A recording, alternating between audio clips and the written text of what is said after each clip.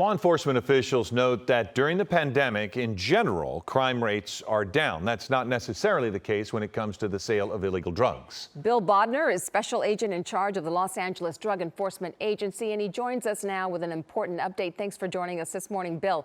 How has this health crisis impacted the illicit drug market? You know, it has had an impact. Where we've seen the most significant impact is with methamphetamine.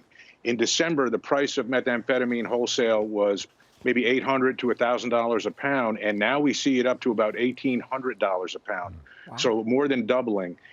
We attribute that to the tightened border and just a little bit of overall lockdown on the drug trade here. Now, I don't know that you know the answer to this question, but are you seeing an increase in overdoses? I mean, I think of this, if somebody's using drugs at home alone, there's no one to see them. If something like that happens, is that an added risk? It's definitely an added risk, and it's too early to see those numbers yet. But we are encouraging people, since everyone's home and kids are not in school now, make sure that prescription drugs you have in the house are properly stored. Calls to poison control centers have gone up. Mostly that's due to cleaning products being ingested by kids in the house. But don't forget that any drugs you have in the house now, the dangers are elevated because all the kids are home. Yeah. And what are your agents seeing? Are drug criminals still targeting the same population?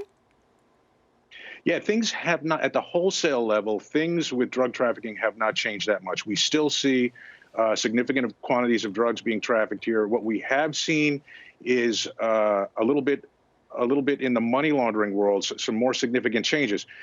LA used to be a center for money laundering with our wholesale district, with trade-based money laundering. With many of the businesses there now being closed, that money has started to kind of stockpile here. And we actually just a couple weeks ago seized $1.7 million in cash, which we suspect was a situation just like that, where they couldn't move it through the normal means and it was just kind of accumulating.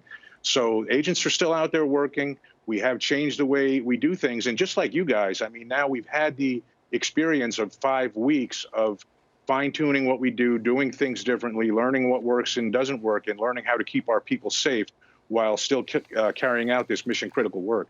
Okay. Well, Bill, you just answered my last question, which is how you're changing things up. So we want to say thanks. And again, stay safe out there for your men and women who are working. And thank you very much, Bill, for joining us once again.